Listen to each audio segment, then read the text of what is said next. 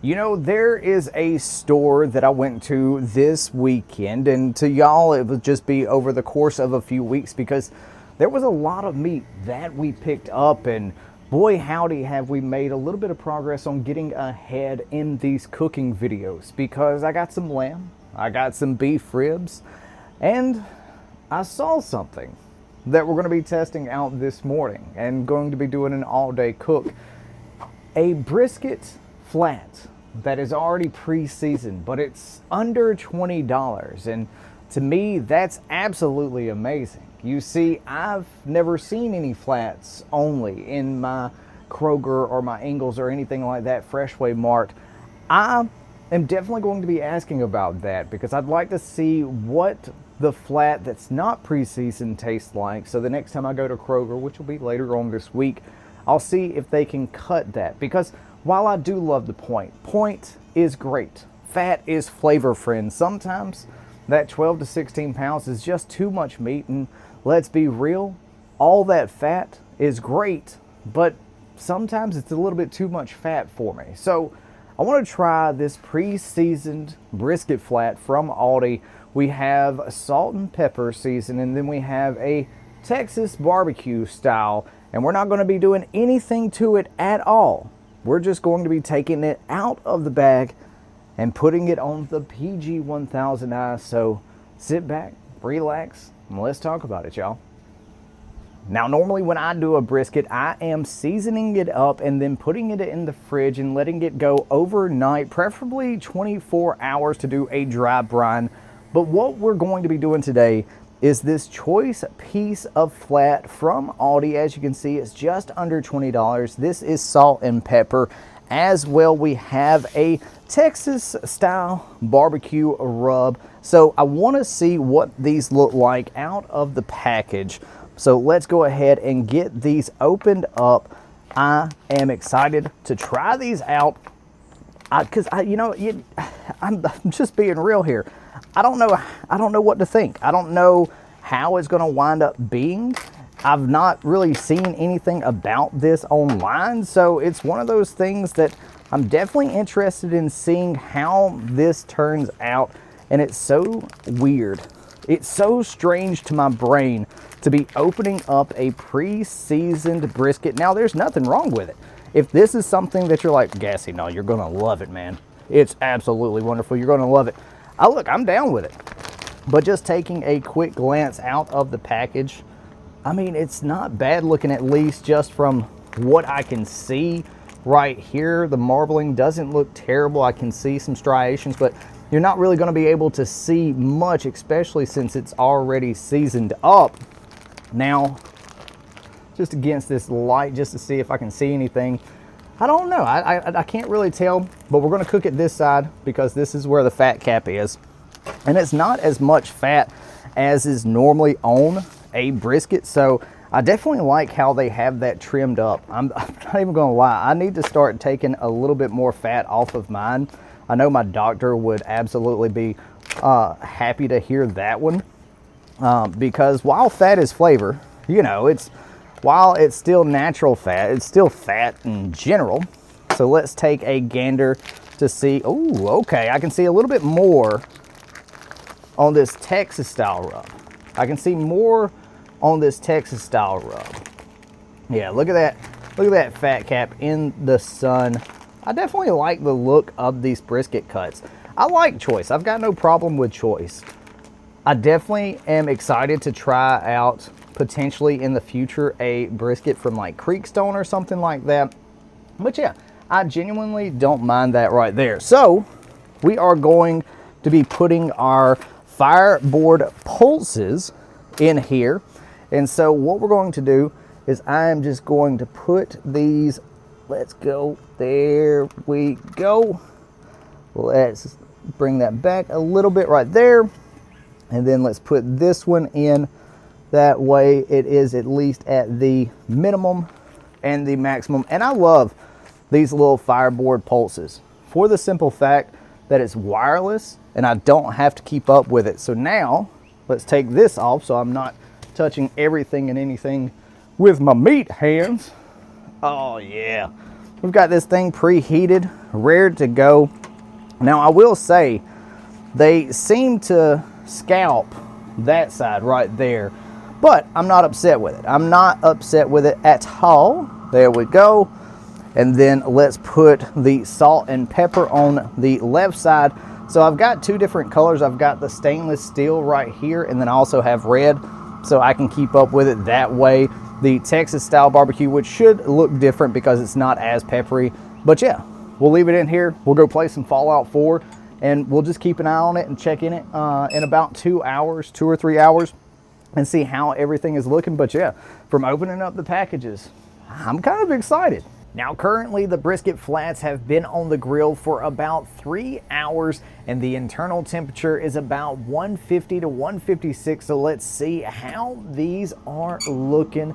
Oh my, these are looking absolutely wonderful, and you can definitely see that fat rendering down, and on both sides it's looking really good. Now this salt and pepper is definitely the one that I'm most excited for, but honestly I am very interested to see what that Texas style rub is going to wind up being. Now we're about to hit the stall on these pieces of meat because that happens about the 160 165 mark, so we'll see how quickly it breaks out of that stall. And I'm someone who has wrapped their briskets in the past, but something that I've been trying to do here lately is not wrap the brisket, just to give it that extra bit of smoke penetrating the meat since we're on a pellet grill, and we'll see how that does. I've now done 2 briskets like that and it's turned out absolutely wonderful.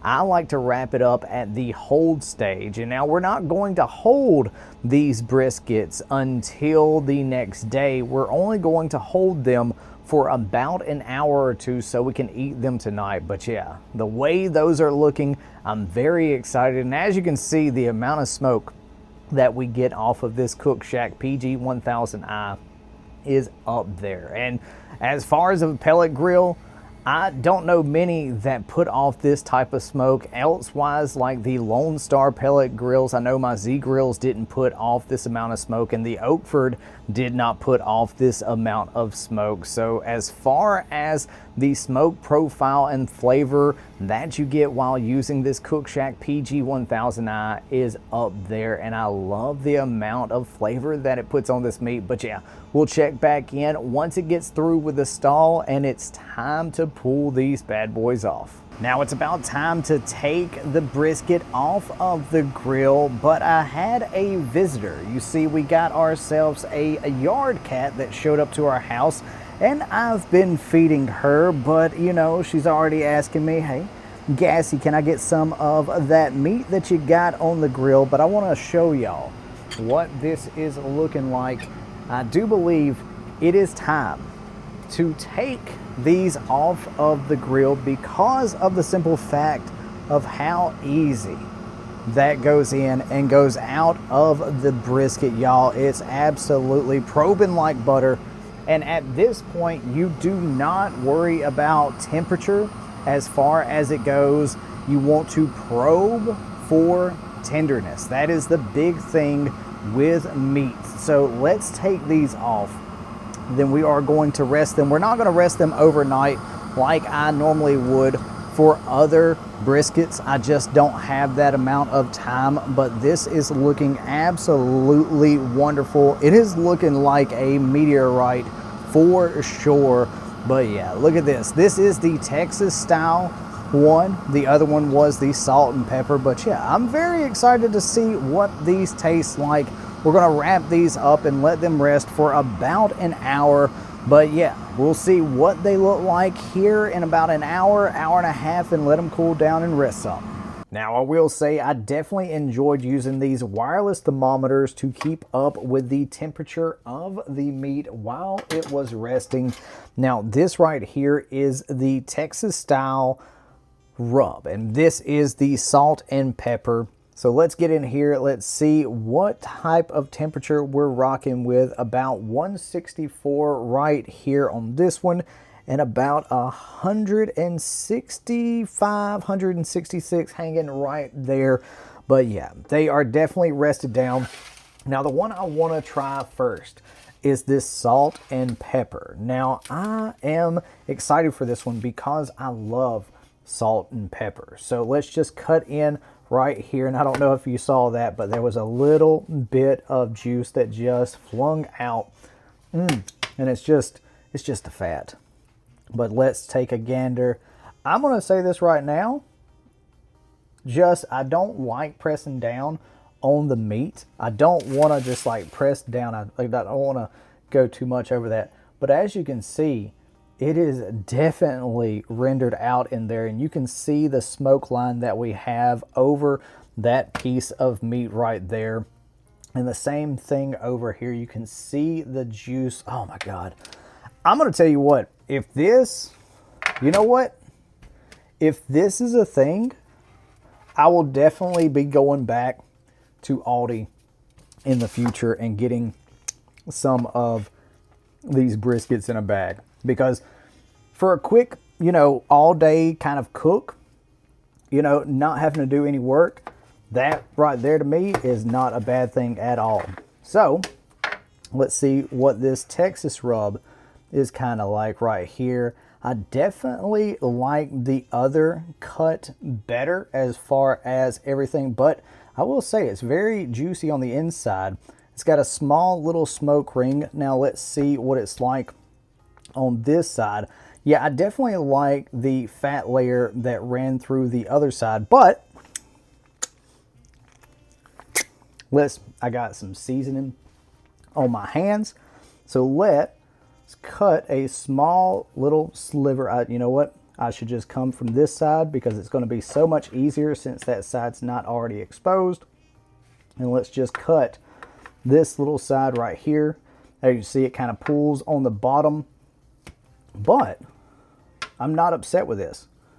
Comes apart pretty daggum easy.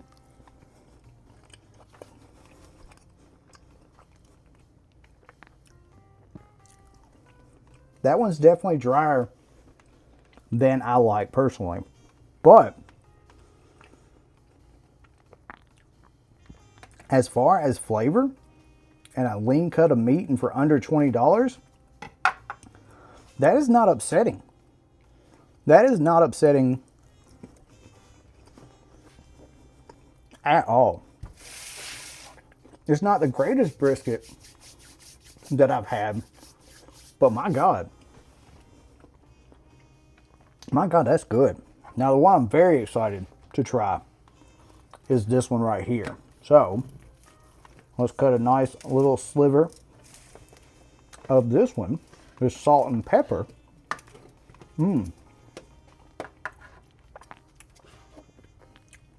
But definitely wants to come apart right there because of that fat line. So, I mean, look at this. Look. It's definitely a lot tougher than I'm used to. But I don't know, other than leaving it on a little bit longer, it was probe tender. That's juicy though. That's absolutely juicy on the internal side. So I don't mind. I don't mind that. I definitely don't like the toughness of it in that aspect. But I'm trying to think, for $20, is it really that bad? Oh, with that fat? No, that fat is where it's at. So what I got to do, what I say with this one, is it might be in the future, might do an experiment. Or take it up a little bit more and do it pulled while it's still hot to make some pulled brisket flat. But really, what this makes me want to do now is it makes me want to go to Kroger and see if they will cut me up a choice flat and see how that is in comparison. So yeah, is a $20 brisket flat from Aldi worth it? If you're in Aldi, hell yeah, pick it up, try it for yourself and see what you think. Your mileage may vary because remember, just because it says choice doesn't mean that it's going to be choice. It could be select, it could be prime. You can't really tell inside of those bags. So that's one thing I will say is you don't know what you're getting. You know it's beef. Is it choice? Probably so. But this is definitely tougher than I'm used to. But as far as flavor from salt and pepper and the Texas style barbecue, I'll say it's good. But I definitely like more pepper on my salt and pepper. This did not have a very peppery taste to it. This definitely tastes like some Heath Riles kind of competition barbecue rub. So I might get that brisket from Kroger and try it. As you can tell how much tougher it is. I was chewing on it that entire time. But would I throw it off my plate? No, I would not. I would eat this. If somebody served it to me, I would absolutely eat it. I'm going to eat this for dinner and probably for lunch a couple of days. But it definitely makes me want to see if I can get Kroger to cut the point off and just do a flat and try to replicate this maybe with some Heath Riles competition rub, maybe some Meat Church Holy Cow, some gospel or something like that, and see how much we can get a flat for from a grocery store comparison to Aldi, because for a little bit more work, I think the results could be a lot better. But yeah, like I said, if you are over in Aldi, pick up one of these, throw it in your oven, throw it in your pellet grill, see what you think. I am not upset with this, and my wife is not going to be upset with this either. Maybe I am slowly starting to turn into a barbecue snob of saying, yes, it's a little bit tougher and a little bit drier than what I would personally do, because I didn't do any prep work. But yeah, I don't know. But seriously, y'all, thank you so much for taking time out of your busy day to check this video out. Thank you so much to the channel members for your continued support. Y'all have a great, wonderful day out there in the wasteland. Peace. Love ya.